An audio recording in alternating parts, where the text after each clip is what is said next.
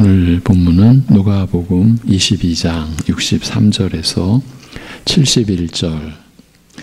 내가 하나님의 아들이냐, 내가 하나님의 아들이냐, 이 제목으로 누가복음 22장 63절에서 71절 말씀 본문으로 삼고 전하겠습니다. 63절입니다. 지키는 사람들이 예수를 희롱하고 때리며 그의 눈을 가리고 물어 이르되 선지자 노릇하라, 너를 친 자가 누구냐 하고 이 외에도 많은 말로 욕하더라.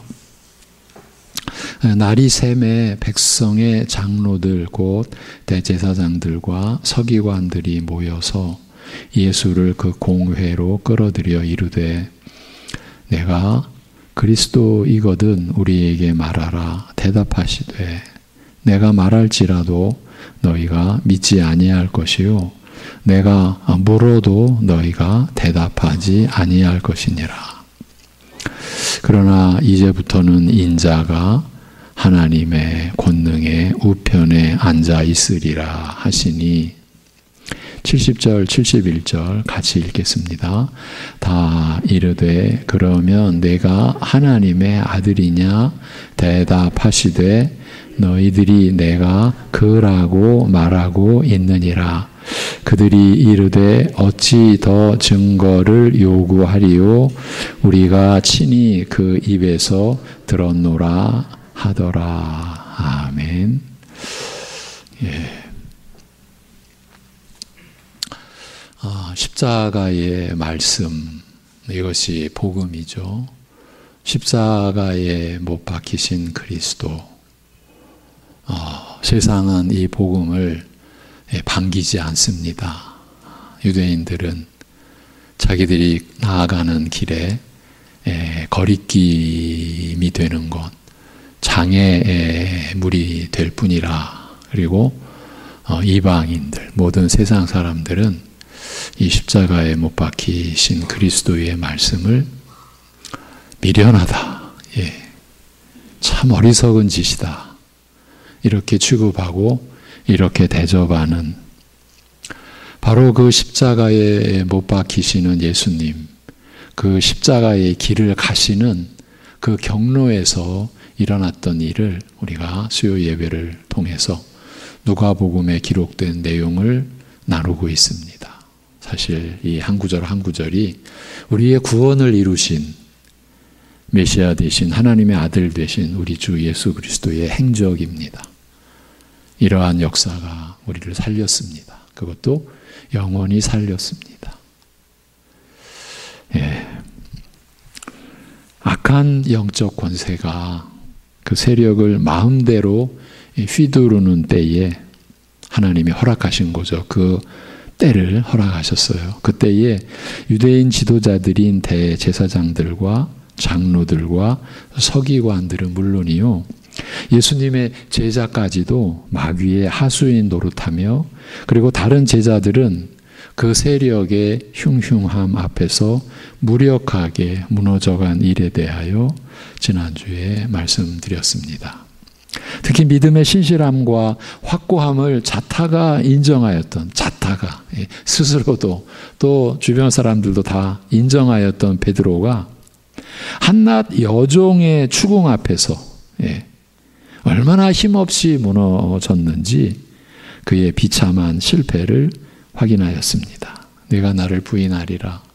예수님께서 베드로에게 직접 하신 말씀입니다. 내가 나를 부인하리라. 나에 대한 믿음을 버리리라고 하신 주의 말씀을 기억하고 통곡하는 베드로의 모습에서 단순히 배신자가 신의 일을 저버린 자신을 혐오하여 뉘우쳐 슬퍼하는 모습만을 보는 것이 아니라 흑암의 영적 세력 앞에서 눈으로 뻔히 보면서도 허물어져가는 인간의 연약한 모습을 강력한 마귀 앞에서 도저히 상대가 되지 않는 싸움을 시작하였다가 변변히 싸워보지도 못하고 무너진 나약한 인간을 보게 됩니다. 지난주에 이 베드로의 이 처절한 이 실패, 그리고 그것을 뉘우치는 과정이 이것이 얼마나 중대한 내용인지 우리가 이러한 점을 간과했을 때 전혀 어이없는 엉뚱한 성경의 이해로 우리가 나아간다. 그러한 점을 지적해 드렸었어요. 사실 지금 베드로가 그렇게 비참하게 실패하고 그러나 부활하신 그 주님을 그 디베랴 바닷가에서 뵈면서 내가 나를 사랑하느냐 3번 물으시는 그 물음의 과정을 거쳐가면서 사도 베드로가 자신의 연약한 모습 속에서 변화되어져 가는 그러한 상황.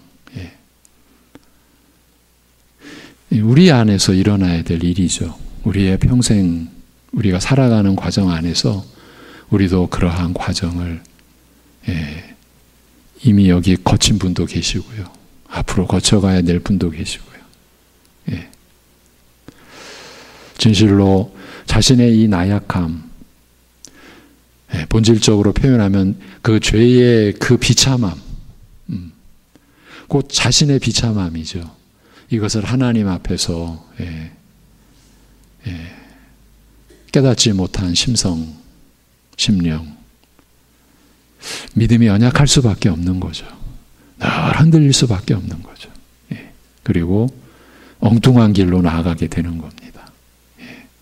구원의 길에서 마치 자기의 역할이 있는 것 같이, 자신의 어떠한 공로가 있는 것 같이, 그것이 또 자기에게만 국한되는 게 아니라 하나님의 나라인 교회가 세워져 가는 데에 있어서도 무슨 역할을 하는 것 같이 자기도 모르게 여기는 그러한 너무 이상한 이 은혜와는 전혀 걸맞지 않는, 그런데 그걸 전혀 의식하지 못하고 그런 상태의 위험한 믿음 가운데 우리는 얼마든지 처할 수 있다. 지난 시간 짚어드리고 나눴던 내용 중에 하나입니다. 이제 그러한 제자들에게 시험에 들지 않도록 깨어 기도하라. 내 힘으로는 결코 상대할 수 없으니 일어나 하나님께 구하라. 그의 도우심을 구하라. 그가 붙들어 주시기를 기도하라는 말씀에 담긴 주님의 깊은 뜻과 배려와 사랑이 더욱 절실하게 마음에 와 닿게 하는 모습입니다. 제자들의 실패와 베드로의 그 처절한 모습이 그렇다는 겁니다. 우리가 싸우는 상대는 눈에 보이는 혈육의 사람이 아니라, 근데 우리는 혈육의 관계 속에서 어쩌면 너무나 많은 시간들을 그냥 물쓰듯 써버리고, 그 혈육의 그 사람이 자신이 지금 승리해야 될 목표인 줄로 여기고 너무 엉뚱한 짓을 우리가 많이 해왔죠. 우리가 싸우는 상대는 눈에 보이는 혈육의 사람이 아니라 정사와 권세들이요, 흑암의 세상 세력, 하늘의 악한 영들이요, 그 배후에서 역사하는 마귀의 강교한 책략이므로 우리의 지혜와 힘으로 감당할 수 없음은 처음부터 분명한 일이었습니다. 자신의 진실된 성품, 곧은 마음, 자신의 지혜와 힘을 믿는 베드로가 제대로 싸워보지도 못하고 무너진 것은 너무나 당연한 일이었습니다. 우리를 대적하는 자의 강함과 자신의 연약함을 너무나 알지 못하였습니다. 악한 영적 권세가 득세하여 그 세력을 떨치는 때 마귀는 모든 대상을 이용하여 하나님과 그리스도를 대적하였습니다.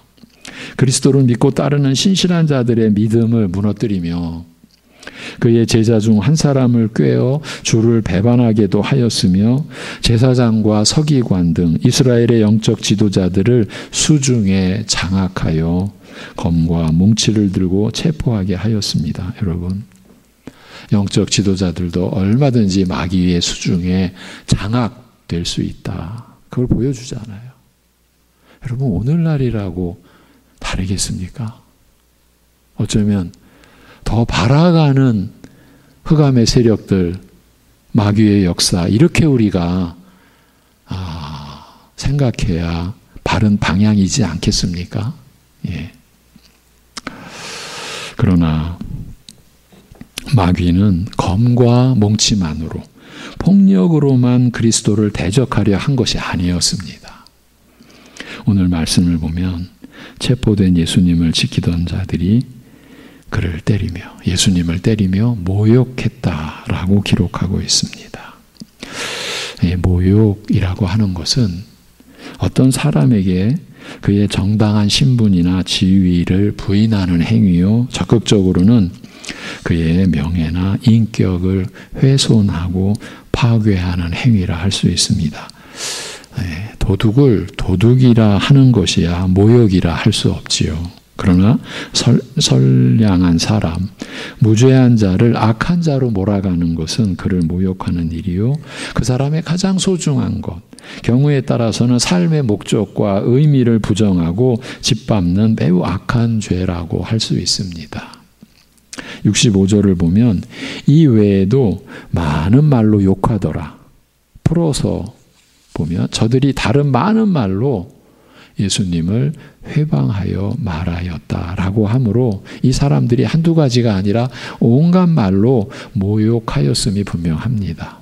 물론 그리스도께서 하나님이시라는 사실이 부인되었을 것입니다. 예수님께서 성부 하나님과 영원히 함께 계신 성자이시라는 사실은 제자들도 아직까지는 깊이 깨닫지 못한 진리였습니다. 하나님의 아들이라는 말의 또 다른 뜻, 즉 그는 이스라엘을 구원하시기 위하여 하나님께서 보내신 구주 메시아라는 사실도 부인되었을 것입니다.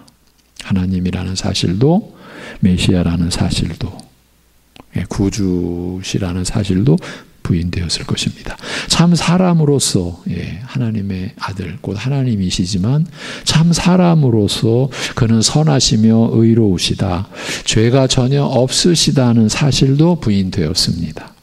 그렇지 않았다면 예수님을 때리고 조롱하지는, 그렇게 모욕하지는 않았을 것입니다. 이들의 태도는 노골적으로, 이들의 태도는 그야말로 노골적으로 죄인을 다루는 태도였습니다. 전혀 의심 없이 이건 죽임당해 마땅한 죄인이다, 그렇게 죄인을 다루는 태도였습니다. 가장 높고 거룩하신 하나님의 지위와 신분이든지 죄인을 구원하시는 메시아라는 사실이든지 참 사람으로서 하나님께 온전히 순종하신 거룩한 의인이시라는 사실 등 예수님의 선하시고 거룩하신 모든 성품과 지위와 신분이 다 부인당하고 무지한 자들의 모욕과 구타 속에서 짓밟혔습니다. 이것이 예수님께서 순환당하신, 모욕당하신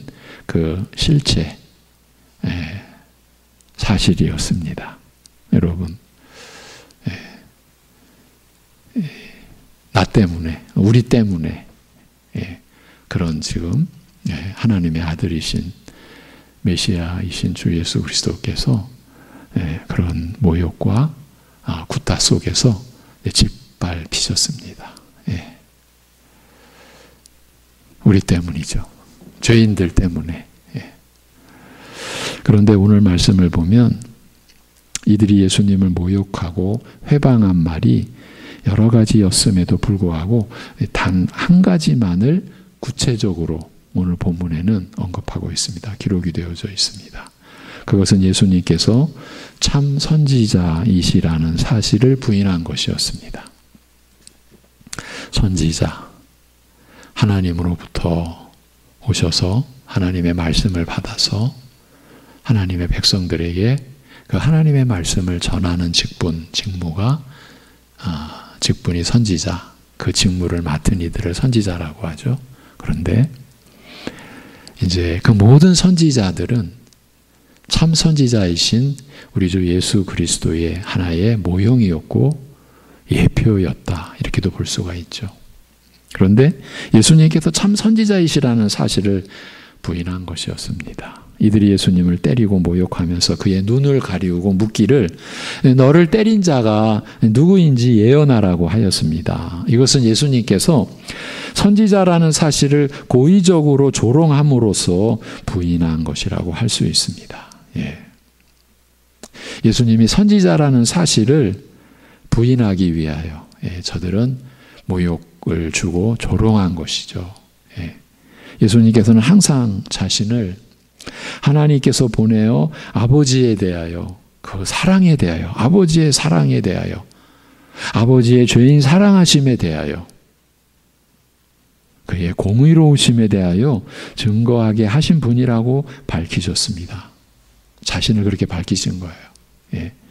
죄에 대하여 진노하심과 심판하여 형벌하심, 그러나 진노하시는 바로 그 죄인을 또한 지극히 사랑하시는 긍휼과 자비로우심에 대하여 증거하게 하신 자라고 말씀하셨습니다. 그러니까 하나님의 공의로우심과 하나님의 사랑하심에 대하여, 죄와 죄인의 그 죄에 대하여 진노하시는데, 그러나 그 죄인을 지극히 사랑하시는 그 긍휼을 가지신 그런 성품의 하나님, 그 자비로우심에 대하여 증거하게 하신 자라고 말씀하셨습니다. 하나님께서 어떤 분이신지, 하나님께서 행하시는 일이 무엇인지, 하나님의 성품과 행하시는 일에 대하여 참되게 증거하시는 선지자라고 스스로 밝히셨습니다.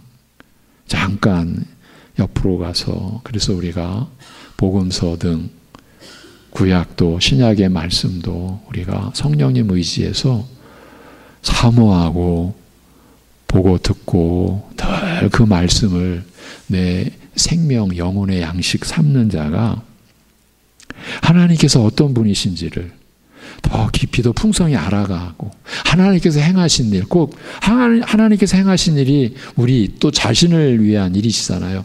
그 일에 실체, 본질, 그리고 그로 인해 내가 받은 영적 혜택, 유익, 이걸 알아가는 거죠. 그 사랑 안에 점점 더 들어가는 거죠. 이것이 우리의 생애죠. 여러분, 말씀 없이는요, 하나님이 어떤 분이신지도 모르고 믿는 흉내만 내버릴 수가 있어요.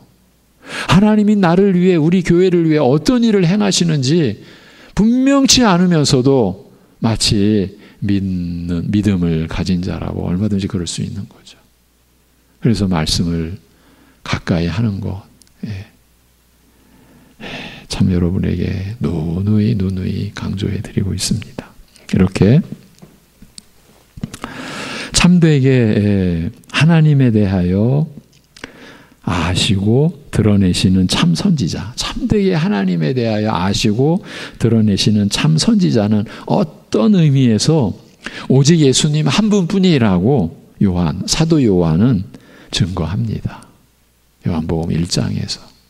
이러한 예수님을 구타하고 조롱하면서 누가 너를 때린 자인지 예언하라고 모욕한 것은 예수님께서 선지자이심을, 하나님이 어떤 분이신지, 하나님의 어떤 일을 행하시는지를 우리에게 나타내시는 선지자이심을 부인하는 행위였습니다. 그리고 하나님을 참되게 드러내어 알리시는 일, 하나님의 사랑과 구원의 은혜를 이루어 알리시는 일, 하나님의 진정한 계시자라는 사실을 부인하는 것이야말로 예수님을 가장 철저히 부인하고 무의미한 존재로 만드는 모욕이라 할 수 있습니다. 그러니까 본문에서 이 한 가지, 예수님의 선지자됨을 이 부인한 이 한 가지가 왜 이 한 가지만 언급됐는가? 이 한 가지가 예수님을 가장 철저히 부인하고 무의미한 존재로 만드는 모욕이라 할 수 있었다.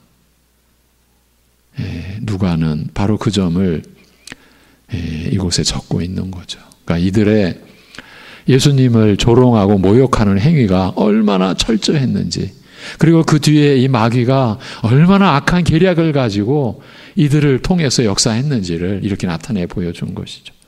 어떻게 하면 예수님을 철저하게 부인하고 철저하게 짓밟을 수 있는가? 선지자임을 부인하고 조롱하는 일이다. 이렇게 연결이 되는 거죠. 하나님이심에도 불구하고 자신을 낮추어 사람이 되신 것이나 죄인을 위하여 죽으시는 참혹한 죽음 등 그의 생애 전체를 부인하는 모욕이라고 할 수 있는 거예요. 우리 주님께서 이러한 모욕, 이러한 조롱, 이런 순환을 겪으시면서 우리를 사랑하셔서 우리를 구원하시는 그 완전한 사역을 이렇게 이루어 가신 거예요. 우리를 구원하시는, 우리를 사랑하셔서 우리를 구원하시는 하나님의 사역은, 아들의 사역은, 아버지의 그 뜻을 따라 그 뜻에 전적으로 순종하는 아들의 사역은 이런 모욕을 완전히 짓밟히시는 모욕 속에서 받으셨어요. 여러분, 이러한 내용이, 이러한 말씀이 성령님에 의하여 우리의 영혼을 어루만져 주시고 우리의 심령을 채울 때 우리가 살아가면서 겪는 여러 가지 상황 속에서 우리는 내가 조금 모욕받고 조금 이렇게 대접받지 못하는 것 같은 상황 속에서 우리 예전에는 화도 많이 냈었고 예전 얘기를 하는 겁니다. 어쩌면 더 갚아주려고도 했었고 우리 모두 그랬었지 않았을까요? 그런데 지금 우리가 변화되어져 가고 있다면 바로 예수님을 닮아가는 성품의 변화가 우리 안에 일어났기 때문이라고 생각됩니다. 공감하시죠? 그리고 여러분이 그 열매를 지금 맺어가고 계시는 중이죠? 예. 하나님이 기뻐하시는 우리 안에 반드시 일어나야 되는 과정이고 일어나고 있고 저는 그렇게 여깁니다. 예. 예. 물론 제 자신을 볼 때는 너무나 연약하지만 분명히 변화되어져 가고 있고 그리고 그렇게 되는 데 있어서는 예수님의 이러한 순환의 과정이 이렇게 기록되어져 있는 말씀을 통해서 우리가 평생 신앙생활 해오면서 이 구절을 처음 대하는 게 아니잖아요. 그런데요, 사실 볼 때마다 새롭게 다가오지 않습니까? 볼 때마다. 그리고 말씀을 이렇게 나누며 들을 때마다 또 새로운 거예요. 이것이요, 말씀의 능력이라고 저는 생각을 합니다. 늘 보는 말씀이요, 내가 처한 상황에 따라 전혀 또 풍성한 은혜가 우리에게 주어지는 거 여러분 경험해 오셨잖아요. 앞으로도 그러실 겁니다. 이렇게 온갖 방법으로 회방하고 모욕한 다음 날이 밝자 장로회의를 소집하여 예수님을 끌어내었습니다. 이것은 예수님을 재판하여 죄인으로 정죄한 다음 죽이려는 계획에 따라 행한 일이었습니다. 가장 합법적인 수단, 방법, 그 과정을 가장하여 그리스도를 제거하려고 한 것입니다. 여러분, 여기 이제 유대인, 그 이스라엘의 영적 지도자들이 다 포함됐잖아요. 어쩌면 주도 역할을 하잖아요. 어떻게 생각해야 돼요? 교회가 이렇게까지 뒤집힐 수 있다. 예.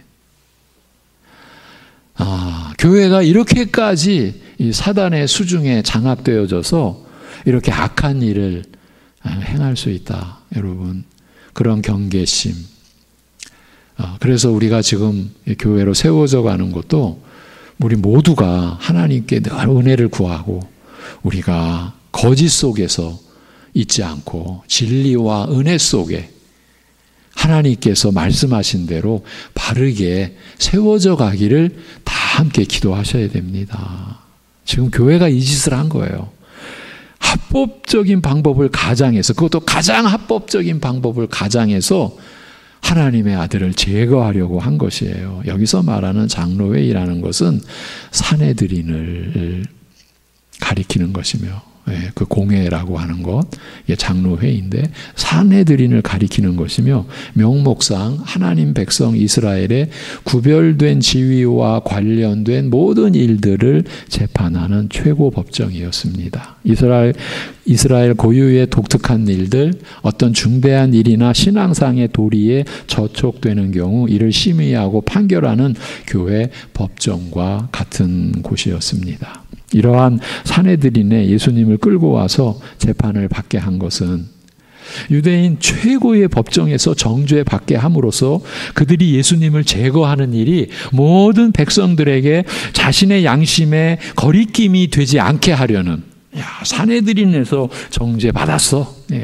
그러니까 그 누구든 자신의 양심에 거리낌이 되지 않게 하려는, 예수님의 죽음을 합법화, 그것도 가장 최고의 법정에서 합법화함으로써 백성과 자기의 양심을 설득하려는 의도에 따라서 행한 것이라고 할 수 있습니다. 거리낌이 되지 않게 하려고 하는 의도도 있고, 또 양심을 설득하려는 의도도 있는 그런 강교한 술책에 의해서 산헤드린에까지 서게 되신 것입니다. 이들이 재판에서 확인하려고 한 핵심 사항은 예수님께서 스스로 자신이 그리스도 메시아라고 주장하는가였습니다. 묻기를 내가 그리스도인지 우리에게 밝히라고 하였습니다. 그리스도 또는 메시아는 하나님께서 보내신 사람이요, 이스라엘을 그 대적의 손에서 구원하여 다스릴 왕으로 세움받은 인물을 뜻하였습니다. 이스라엘에 속한 자는 누구나 그에게 순종하여 그의 다스림을 받아야 했습니다. 그러므로 사실 여부에 따라 예수님을 제거하는 일이 반역이 될 수도 있고, 거짓 참칭자를 정당하게 처리하는 일이 될 수도 있었습니다. 예수님을 제거하는 일이 반역이 될 수도 있고, 스스로 거짓되게 자신을 하나님이라고 하는 자를 정당하게 정죄하고 처리하는 일이 될 수도 있었습니다. 그러나 이들의 위선과 거짓을 꿰뚫어 아시는 예수님께서는 내가 말하여도 너희가 믿지 않을 것이며 내가 물어도 너희가 대답하지 않으리라고 하셨습니다. 저들의 위선과 거짓을 모르실 리가 없지 않습니까? 그것을 온전히 꿰뚫어 아시는 예수님께서 이렇게 말씀하신 거예요. 그들이 믿지 않은 것은 결코 예수님께서 그리스도이심을 증명하는 증거를 저들에게 보이고 알리지 않으셨기 때문이 아닙니다. 예수님께서는 저들이 부인할 수 없을 만큼 확실하고 많은 증거들을 제시하셨습니다만, 저들이 의도적으로 이런 증거에 눈을 감고 사실 여부와 상관없이 무슨 방법으로든지 예수님을 제거하려고 하는 것입니다. 아브라함을 부르셔서 택한 이스라엘 족속이 이렇게까지 온 거예요. 하나님을 대적하고 하나님의 아들을 부정하고 제거하고 죽이려는 데까지, 그래서 어떠한 증거에도 눈을 감아버렸어요. 사실 여부와 상관없이 무슨 방법으로든지 예수님을 제거하려고 하는 것. 시편 2편에서 하나님과 기름 부음 받은 자를 대적하고 그의 결박을 끊자. 우리가 하나님과 기름 부음 받은 자가 곧 메시아를 가리키는 거지 않습니까? 그리스도를 가리키는 거지 않습니까? 그들에게서 그들의 결박을, 우리를 올가매고 있는 그들의 결박을 끊자. 여러분, 이것이 온 세상 사람들의 본심인 거예요. 이걸 구체적으로 의식하든 의식하지 않든 말하든 말하지 않든 하나님께서 규정한 인간의 상태가 그런 거예요. 하나님의 결박, 기름 부음 받은 자의 결박을 끊고 우리 자유하자. 그 자유의 결과가 뭡니까? 죄와 사망과 사탄의 권세에 영원히 속박되고, 그래서 그 죄로 인한 하나님의 심판과 진노하심에 들어가는 거죠. 근데 사람들은 그리로 가는 것을 자유다, 하나님에게서 기름 부음 받은 자에게서 그 결박을 끊고 자유다, 자유하자. 이게 인간의 온 역사 속의 아우성. 인간이 만들어낸 모든 세상적인 국가의 제도서부터 그 안에 담겨있는 모든 것을 총칭하여 시편 2편은 그렇게 규정했어요. 지금 그 시편 2편에서 이미 천여 년 전에 예언된 그 사항이 지금 그대로 드러나고 있는 거예요. 예수님을 제거하려고 하는 거예요. 내가 물어도 너희가 대답하지 않으리라는 말씀은 저들 자신도 그 마음 깊은 곳에서는 이러한 증거들을 부인하거나 적어도 반박하지 못하고 있음을 지적하신 말씀이에요. 적어도 저들 그 마음 깊은 곳에서는 예수님께서 그렇게 부인할 수 없을 만큼 확실하고 많은 증거들 제시하셨는데 그 증거들을 부인하거나 적어도 반박하지 못하고 있음을 이미 다 알고 계셨던 거죠. 그것을 짚으신 거예요. 그걸 지적하신 말씀이에요. 이어 저들에게 말씀하시기를 그러나 지금부터 이후로 인자가 하나님의 권능의 우편에 앉으리라고 하셨습니다. 예. 이제 우리가 사도신경으로 신앙 고백하는 대로 우리 위에 죽으시고 부활 승천하셔서 하나님 보좌 우편에 만유의 왕으로 좌정하시는 지금 앞으로 이루어질 일을 지금 말씀하신 것이죠. 예. 너희들의 불신앙이나 심지어 나를 죽여 제거하려는 노력에도 불구하고 이후에 인자가 하나님의 권능의 우편에 앉음으로써 메시아로 세움 받으실 것이요 이스라엘과 천하 만국을 다스리실 것이라고 하신 것이에요. 그런 마귀의 그 악한 계략 강교와 그 마귀의 수중에 장악되어져서 하나님을 대적하고 메시아를 이토록 모욕을 주고 조롱하고 온갖 순환을 받게 하고 이제 죽여서 제거하려는 그런 모든 노력에도 불구하고 하나님의 영원한 작정은 그대로 이루어진다. 인자가 하나님의 권능의 우편에 앉으리라 이렇게 말씀하신 거예요. 예수님께서 스스로 하늘과 땅의 모든 것을 다스리시는 메시아로 세움 받으실 것에 대하여 분명히 밝히자 사내들이는 마지막으로 한 가지 사실을 더 확인하려고 하였습니다. 그것은 예수님께서 과연 스스로 하나님의 아들이라고 주장하시는가였습니다. 의도를 아시겠죠?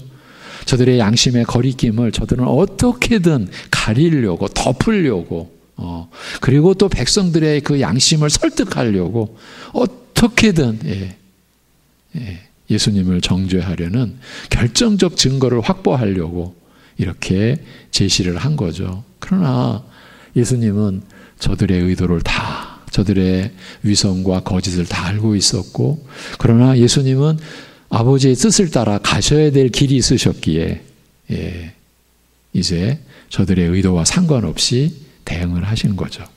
하나님의 아들, 하나님과 동등한 신분, 영원한 성자이심을 스스로 주장하시는지, 이거를 확인하고자 한 것입니다. 그러나 사실 예수님의 신성과 그의 메시아 되심은 서로 다른 것이 아니었습니다. 이미 다 밝혀진 내용을 가지고 이들은 지금 계속 물고 늘어지는 거죠. 우리식으로 표현하면. 왜냐하면 하나님께서 앞으로 보내실 메시아에 대하여 거듭 증거하시되 그는 하나님이실 것이라고 하셨기 때문입니다. 메시아는 사람으로 오시는데 그러나 그는 하나님이실 것이라고 하셨기 때문입니다. 이사야 선지자는 장차 사람으로 나실 메시아에 대하여 예언하기를 우리에게 한 아기가 나실 것이요 그는 하나님이시요. 이미 이사야 선지자가 예언을 한 거예요. 그 백성을 위하여 대적과 싸우시는 용사시요 또 영존하시는 아비시라 모든 존재의 영원한 근원이시라고 하였습니다. 이사야 9장 6절이죠. 내가 하나님의 아들이냐? 하나님과 동등한 존재냐? 하나님이시냐라는 신문에 예수님께서 대답하시되 내가 그러하다고 너희가 친히 확인하여 말하느니라고 하셨습니다. 그 사실을 지금 너희가 말하고 있지 않느냐? 내가 메시아라고 너희가 지금 말하고 있지 않느냐? 내가 그러하다고 너희가 친히 확인하고 있지 않느냐? 이렇게 말씀하셨습니다. 사내들이니 예수님의 메시아이심과 하나님이심을 하나의 문제로 취급하였는지 따로 취급하였는지는 알 수 없으나 예수님께서 스스로 하나님이심을 분명히 밝히자 이들은 이구동성으로 한 목소리로 저와 친히 자신의 입으로 확인하는 것을 우리가 들었으니 더 이상 무슨 증거가 필요하리요 라고 말하며 재판을 종결하였습니다. 더 이상 무슨 증거가 필요하리요. 성도 여러분, 이렇게 드러난 사실, 그러나 우리에게는 지금 예수님을 정죄하여 죽여서 제거하려는 이들의 의도와는 전혀 다르게 사실은 이러한 증거들이 우리에게는 어떻게 다가옵니까? 성령께서 진정 우리 주 예수 그리스도께서는 하나님의 아들, 하나님 메시아이셨다. 이렇게 들어오는 거죠. 여러분, 이것이 우리가 받은 하나님의 영원한 선물이요, 은혜죠. 하나님의 아들이시라 예수 그리스도께서 이것이 믿어진 것 아닙니까? 여러분은 이것을 믿는다고 고백하시지 않습니까? 믿어지신 거지 않습니까? 여러분, 우리가 육신으로 이 세상에서 취한 것들요, 이 세상에 속한 것들은 그게 무엇이든 이 세상이 끝나는 날 다 불타 없어지는 그런 거에 불과합니다. 예. 이 세상에서 우리가 뭘 남겼다고 한들 다 불타 없어질 것입니다. 근데 여러분에게는 불타 없어지지 않을 것이 있잖아요. 예. 여러분의 새 생명으로 구원받은, 예. 영생을 기업으로 이미 약속받은 여러분 존재 자체가 불타 없어지지 않을 것이요. 그렇게 되도록, 예. 통로가 된, 믿음. 우리가 믿음으로 말미암아 구원받은 것 아닙니까? 믿음으로 말미암아 구원받았다는 것은 구원에 이르는 데 있어서 우리가 한 일은 없다. 예. 여러분, 그것이 우리가 믿음으로 구원받았습니다라는 고백입니다. 그렇게 고백해놓고 내가 구원받은 일에 뭔가 좀 한 일이 있는 것 같아. 그러면 그 거짓이 누구에게서 여러분에게 주어진 것이겠습니까? 그게 마귀죠. 거짓의 아비인. 이러한 간단한 이야기 같은 내용이 실제로는 간단치 않은 게 역사적으로 교회를 혼란시키는 게 바로 지금 우리가 간단하게 말한 믿음으로 구원받았다라는 것은 우리가 한 일이 없이 하나님의 오직 은혜로 구원받았다라는 그 사실을, 그러나 교회가 늘 어지럽히는 거예요. 교회가 어지럽힌다는 얘기는 정확히 말하면 우리가 어지럽히는 거예요. 어떻게 어지럽혀요? 내가 뭘 한 것 같거든요. 내가 뭘 한 것 같아요. 여기에 자유로운 분이 한 사람도 없어요. 저를 포함해서 우리 모두가. 예. 예. 그러한 우리가 시험과 악의 그 미혹 속에서 주님이 우리를 붙들어 주시는 은혜로 우리가 영생의 길을 하루하루 갈 때에, 그래서 날마다 자기를 부인하고, 여러분, 자기를 부인한다라고 하는 것은 여러분이 말씀을 통해서 내가 뭐를 부인하면서 살아야 되는지를 여러분 찾으셔야 돼요. 확인하셔야 돼요. 예. 그 중에 대표적인 것은 내가 뭘 하나님 앞에서 이루었다라고 여기는 것. 그게 부인되지 않으면요, 위험합니다. 매우 위험합니다. 예. 이제 말씀을 정리하겠습니다. 참으로 하나님이시요 죄인의 구주이신 예수님께서 자신이 그러하다라고 진실을 말씀하심으로써 오히려 정죄되신 이상한 재판이었습니다. 이 세상이 이상한 세상이죠. 그렇죠? 하나님에 의하여 다 지음받았는데, 그리고 사람으로서 하나님의 형상으로 지음받았는데 다 부정하잖아요. 창조의 역사도 우리가 사람된 하나님의 큰 축복의 선물된 그 자체도 부정하잖아요. 여러분, 이상한 세상이에요. 여러분, 이 세상에 소망을 혹시 두십니까? 그것은 이상한 재판이 됐는데, 그것은 저들이 모든 증거에 대하여 눈과 귀를 막고 저들의 양심이 외치는 소리를 거스르면서 오직 저들의 불신앙과 악한 뜻을 따라서 예수님을 정죄하여 제거하려 하였기 때문이었습니다. 이렇게까지 인간이 거짓되고 악해져 가는 거죠. 예. 눈과 귀를 틀어막은 거예요. 이 양심에 외치는 소리를 전적으로 거스린 거예요. 그리고 그 불신앙과 악한 뜻을 따라서 다 하나가 되어서 예수님을 정죄하여 십자가에 못 박아라, 못 박아라. 예. 빌라도조차도 죄가 없는데 왜 바라바를 놔줄까 했더니 아니라고, 예수를 못 박으라고, 못 박으라고, 못 박으라고. 그렇게 하였기 때문이었습니다. 이와 같이 예수님께서는 그의 신분과 사정을 가장 잘 파악할 수 있는 이스라엘의 법정에서, 이 세상 어느 법정도 그렇게 파악할 수 없는데 예수님의 신분, 예수님의 사정, 예수님의 행하신 모든 일, 하나님을 드러내어 알리신 모든 일, 이것을 가장 잘 파악할 수 있는 이스라엘의 법정에서, 교회의 법정에서 진실을 부인당하고 하나님을 참칭하는 자로, 그러니까 하나님을 모독하는 자, 하나님이 아니시면서도 스스로 하나님이라고 해서 자기를 그걸 참칭한다고 표현하죠. 하나님이라고 스스로 그렇게 주장하는 자로 정죄되었습니다. 사실은 하나님의 아들 메시아이셨는데 그렇게 인정하신 것으로 인해서 오히려 하나님을 참칭하는 자로, 하나님을 참남한다라고 할 때가 그런 거죠. 하나님을 모독하는 자라는 뜻이 참남하다라고 하지 않습니까? 그러니까 참남한 죄인으로 정죄를 받으신 것이에요. 어디서? 이스라엘의 법정에서. 여러분, 이러한 내용을 한 가지만 우리가 확인하고 오늘 말씀을 맺겠습니다. 여러분, 이게 우리의 죄의 모습입니다. 죄를 내가 바로 알았다. 나는 내가 지나온 죄를 다 회개했어. 저 어릴 때 이런 얘기를 제가 들었거든요. 그런데 제가 이제 자라면서 또 이제 말씀으로 섬기는 직분을 맡으면서 보니까 가장 잘못된 말 중에 하나가 나는 내 죄를 잘 알아. 그리고 나는 내 죄를 다 회개했어. 이렇게 말하는 것이었더라고요. 지금 우리가 그렇습니다. 우리가 은혜에서 연약한 것은요, 은혜 자체에 대한 그 깨달음에서도 우리가 부족한 면을 분명히 지적할 수밖에 없지만 그 이전에 아직도 죄에 대해서 잘 모른다. 제 은사님은 이렇게까지 말씀하셨어요. 자신이, 참 두려운 표현입니다.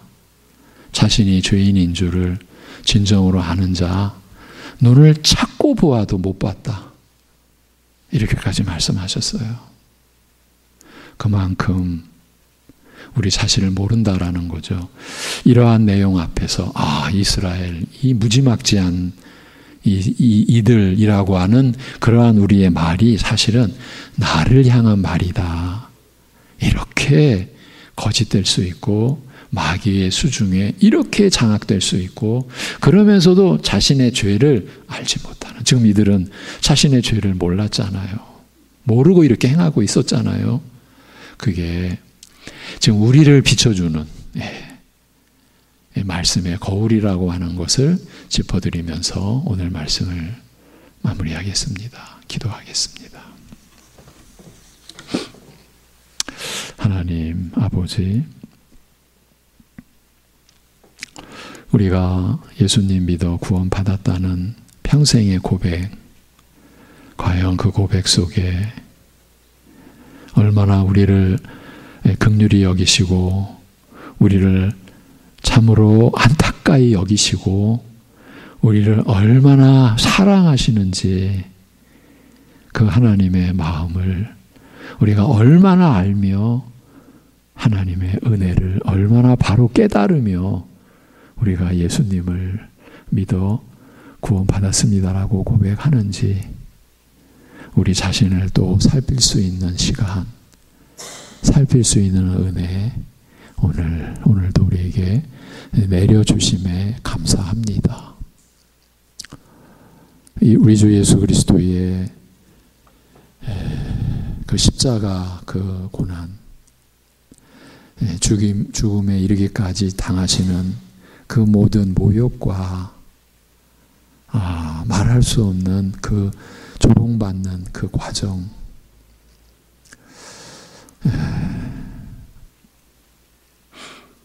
바로 그런 그러한 모습 속에 오늘 우리 자신이 어떻게 비춰지고 있는지 하나님 아버지, 우리 자신을 볼 수 있는, 우리 자신을 알 수 있는, 그래서 바울 사도조차도 하나님의 부르심을 앞두고 내가 죄인 중에 괴수라고 고백하여야만 했던, 고백하지 않으면 안 되었던 그런 나 자신, 하나님의 은혜 앞에서 우리가 본래 가져야 될 그러한 중심과 그러한 모습에 우리 모두 이르를 수 있게 우리를 이끌어 주시고, 우리 안에서 참으로 죄를 알고 회개하는 역사가 일어나게 하여 주시옵소서. 하나님 아버지,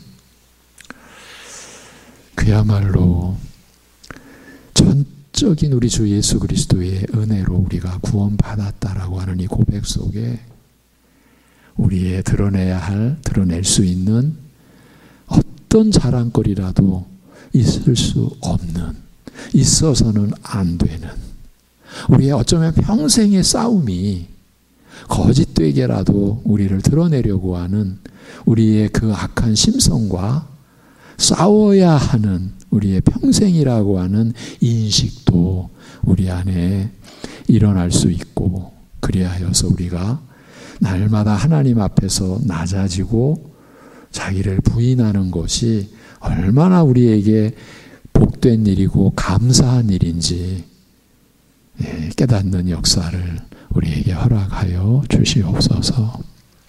우리 주 예수 그리스도의 이름으로 기도하옵나이다. 아멘.